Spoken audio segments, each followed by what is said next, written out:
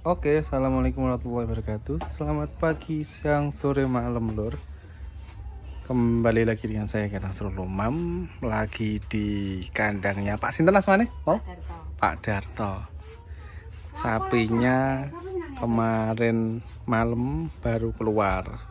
Yang ini jantan sepertinya. Yang ini jantan. Yang ini betina. Kelahiran kembar 2 ekor. Nah, ceritanya sapi ini sekandang dulu saya IB unda-undi sana sama sini. Ini sudah jalan 9 bulan Bu nggih? Ini sudah jalan 9 bulan kurang lebihnya sudah nyengklongi. Yang insya Allah nyengklongi insya Allah. Ya sasinan lah pun lah. 9 bulan sudah nyengklongi. Nyengklongi itu bahasa Jawa, bahasa Indonesianya sudah mulai cekong. Cekong artinya itu bobot fetus, ya tekanan yang ada di dalam rahimnya sudah mulai tinggi. Otot dari rahim ke vaginanya ke depan itu tertarik ke belakang dan akhirnya terjadilah tarikan yang namanya terus mengakibatkan cekongan. Bahasa gampangnya seperti itu, bahasa logikanya. Terus yang ini sudah 9 bulan dan ini sudah kelahiran ganda double jantan betina rezekine ibu E. Nah sebenarnya rezekine ibu E kali bapak E dulu ketika saya ngibe sapi 2 ekor ini Pak Darnonya masih hidup, nah, artinya tapi sekarang katanya sudah meninggal karena penyakit dalam jalan hampir 1 tahun. Innalillahi wa inna ilaihi raji'un. Semoga amal ibadahnya diterima di sisinya wonten diparingi padang lampai jembar kubure nggih. Amin oke kan. Ini ibaratnya adalah warisan dari beliau kepada anaknya dan istrinya. Dan yang ini sudah positif bunting tua. Ya kurang hitungan hari mungkin sekitar 1 bulanan mungkin belum mungkin nggak ada 3 mingguan. Yang sana sudah posisi habis lahiran kemarin sore itu keluar jantan dan betina. Nah, ini jantannya. Ini betina nih. Nah, kemudian saya ke sini tadi itu diajak ngobrol sama beliau, Pak sapinya ini kok bahasa lokalnya dulurane atau plasentanya kok tidak mau keluar. Nah itu yang di belakang. Semoga tidak kena dolar kuning. Kalau kena dolar kuning es kacau aku ya video. Suwe-suwe tak kena dolar kuning atau artinya gampangnya retensio plasenta gitu kan ya. Nah, apa sih penyebabnya retensio plasenta? Penyebabnya retensio plasenta itu adalah kekurangan vitamin A dan E. Jadi jaringan antara tendon ya, apa ya namanya? Yo, tendon ya, kalau nggak salah lupa namanya. Itu di rahimnya itu kan ada kayak bantalan ya. Ini kan rahim, di dalam rahim itu ada bantalan. Nah, bantalannya itu adalah selaput plasentanya. Nah, selaput plasentanya tuh harusnya itu bisa lepas secara normal. Tapi ternyata tidak mau lepas secara sendiri. Nah biasanya disebabkan karena kekurangan vitamin A dan E Bu. Tapi ini jenengan kenapa terjadi retensio plasenta atau duluran yang mboten medal itu karena kekurangan vitamin A dan E. Jadi coro sarafe iku nemplek ning rahime agak keras, tidak mau keluar. Walaupun sudah direjankan atau didenkan berulang kali. Ngoten maksudnya? Nah besok kalau seandainya kok gadah kebuntingan contoh kayak ini nanti diberikan mineral aja nggak apa-apa walaupun ini sebentar lagi lahiran karena di mineral itu ada vitamin A, D, E dan ada mineral makro dan mikrone. Coro bahasa gampang itu vitamine. Nah, vitamine coro bahasa umumnya nanti saya ada produk sendiri kalau teman-teman ada yang mau beli bisa cek di bawah deskripsi video saya itu ada link pembelian lewat Shopee. Nanti akan dilayani oleh admin saya. Nah, kalau ini sekarang sudah bawa nanti di dalam tas itu sakit nggih marang nyubur ke kandungan Bu. Bisa jadi mineral itu kegunaannya banyak.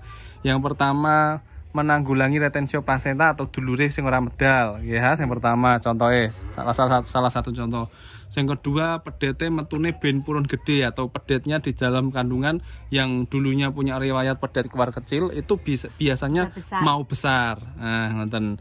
Yang ketiga itu mempercepat pertumbuhan. Yang keempat itu contohnya misal menyuburkan kandungan. Misal sapi di IB bolak-balik nggak pernah jadi, nah itu salah satu pentingnya itu adalah menyuburkan kandungan. Yang kelima, bisa yang paling ini dari 5 ini yang paling umum biasanya yang saya temukan di lapangan. Yang kelima itu adalah bisa membuat air susunya agak lebih deras. Bukan deras tapi agak lebih deras. Karena yang mempengaruhi air susu bisa deras dan tidak itu dari pakan hormonal dan kesehatannya.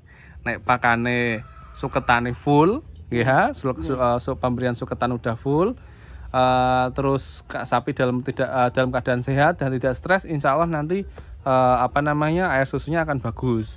Nah, dan juga yang terakhir saya lupa, pemberian air minum yang diperbanyak, karena dasaran dari ASI atau air susu sapi, gampangannya itu hampir 80% itu adalah dari air. Ketika air minumnya dari si induk itu kurang, nanti pun juga produksi susunya akan kurang. Apa malih sapi jenengan itu keluar 2 ekor. Nah, jadi harusnya pakan diperbanyak, hijauan diperbanyak, minum diperbanyak, ngemeno ngalai pemberian pakan ben pedete modote istimewa. Asal Bu. Nah, untuk prosesnya ini itu bisa diserahkan pada yang bertugas. Nah, kalau ini kan saya coba untuk menjelaskan gitu.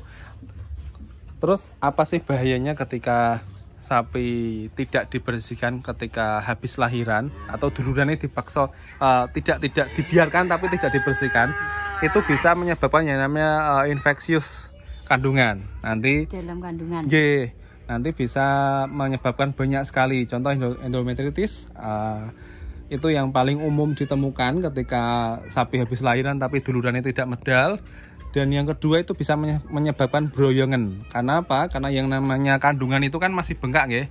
Kandungannya masih bengkak, hormon